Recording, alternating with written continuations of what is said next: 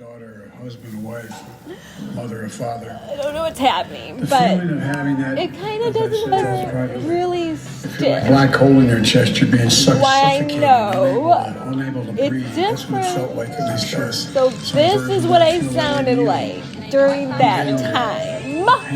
And why the only thing I thought was, how could your f***ing dick be hard? What is wrong with you? That's why I'm in fear! And many others who we've met. Like I The said, day's going to come. It will come. out. When your loved one, as a nation, smile as you remember. I say to the families, we remember them.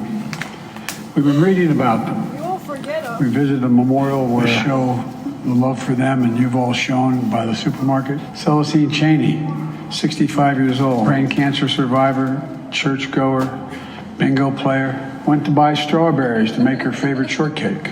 A loving mother and a grandmother. All I could do. Roberta Drury, 32, beloved daughter and sister, moved back home to help take care of her brother after his bone marrow transplant. Yelled at. She went to buy groceries for dinner. Andrew McNeil, 53, worked at a restaurant. Went to buy his 3-year-old son a birthday cake. His son's selling a birthday. Ask him, where's daddy?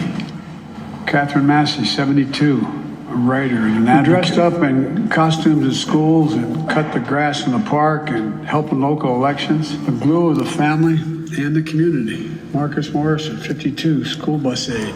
Went to buy snacks for a weekly movie night with the family. Survived by his wife and 3 children and a stepdaughter. The center of their world. All right. Hayward Patterson, 67. This is what a president Father, should church do. deacon. It's a symbol. Fed the homeless at the soup kitchen. Gave rides at the grocery store. Rides as needed help. Putting food in the trunk. Why? This is what I mean. Aaron The Solder, needless 55, suffering retired and Buffalo questioning police officer. is your For 3 decades. mental health check-in. I don't suffer because I know. 3 decades. Take the knowledge. Loved electric cars. Hero gave his life to save of others. When he took his final breath. Aaron Solder, 55, retired Buffalo police officer. 3 decades. 3 decades. Loved electric cars. Hero gave his life to save others on a Saturday afternoon. And had that not been wearing that vest, bulletproof vest, a lot of lives would have been saved. A beloved father and husband. Geraldine Talley, 62, expert banker and known for her warm, gentle personality. Friend to everybody, devoted mother and grandmother. Ruth Whitfield, 88. Beloved wife, mother, grandmother, great-grandmother. Sang in the church choir. A caretaker of her husband, bringing him clean clothes, cutting his hair, holding his hand every day she visited him in the nursing home. Heart as big as her head. Pearl Young, 77, a mother, grandmother, missionary of God, public school teacher, who also ran the local food pantry. Loved singing, dancing, and her family. And all 3 are injured. Zaire Goodman, 20, shot in the neck, but fighting through it. Jennifer Warrington, 50, Christopher Hayden, 55, both treated with injuries on a long road to recovery. Individual lives of love, service, and community. It speaks to the bigger story of who we are as Americans. A great nation, because we're good people. In America, evil will not win, I promise you. Hate will not prevail. White supremacy will not have the last word. For the evil did come to Buffalo.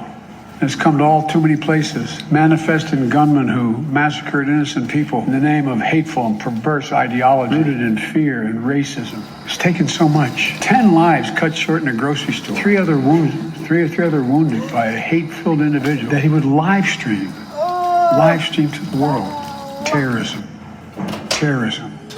domestic terrorism, violence inflicted in the service of hate, and the vicious thirst for power that defines one group of people being inherently inferior to any other group. The hate has radicalized, angry, alienated, lost, and isolated individuals into falsely believing that they will be replaced, that's the word, replaced by the other, by people who don't look like them, and who are therefore in a perverse ideology that they possess and being fed lesser beings. I and all of you reject the lie. I call America to reject the lie. And I condemn those who spread the lie for power, political gain, this because I couldn't and for identify profit. it. It was just pain all over. It was too massive. Now it's obviously I gotten better at describing it, which has helped it being reduced.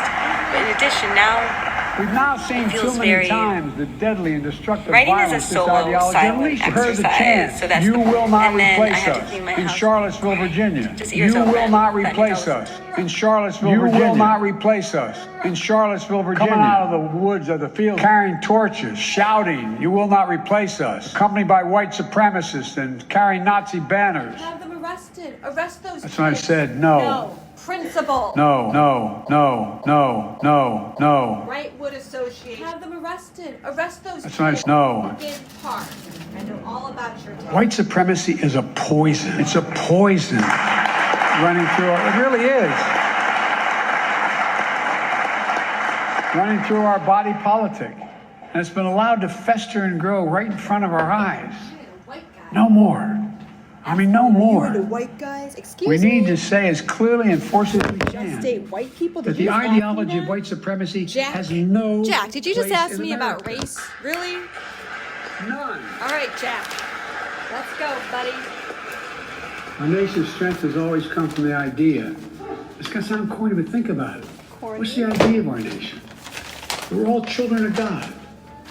All life, liberty, are universal goods, gifts of God. We didn't get it from God. We got it from because we exist. The venom of the haters and their weapons of war, All right. the violence and words and deeds that stalk our streets, our stores, our schools. Music coming in hot.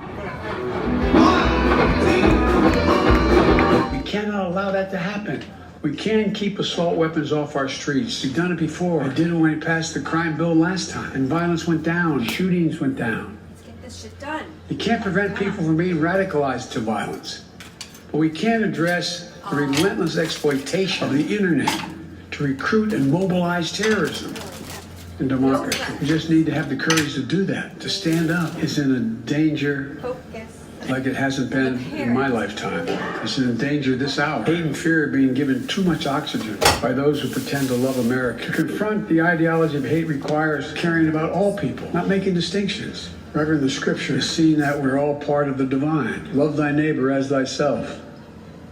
Okay, so love thy neighbor. That's literally why I work with homeless individuals, because they are my neighbor. Some of them live in the park next to me, so technically they are my neighbors. That's the first basis. If you don't understand that principle, you will be confused.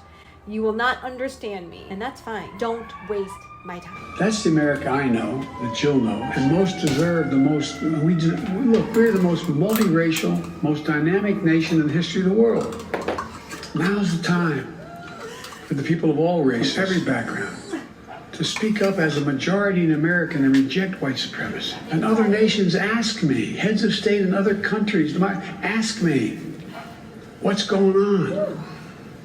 What in God's name happened on January 6th? What happened in Buffalo? What happened? They ask. We have to refuse to live in a country where black people going about a weekly grocery shopping can be gunned down by weapons of war deployed in a racist cause. We have to refuse to live in a country where fear and lies are packaged for power and for profit.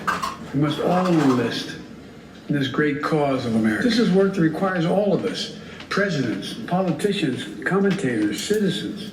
None of us can stay in the sidelines. We have to resolve that here in Buffalo, that from the tragedy, this tragedy will come hope and light and life.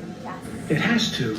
And that on our watch, the sacred cause of America will never bow, never break, never bend. The American we love, the one we love, will endure.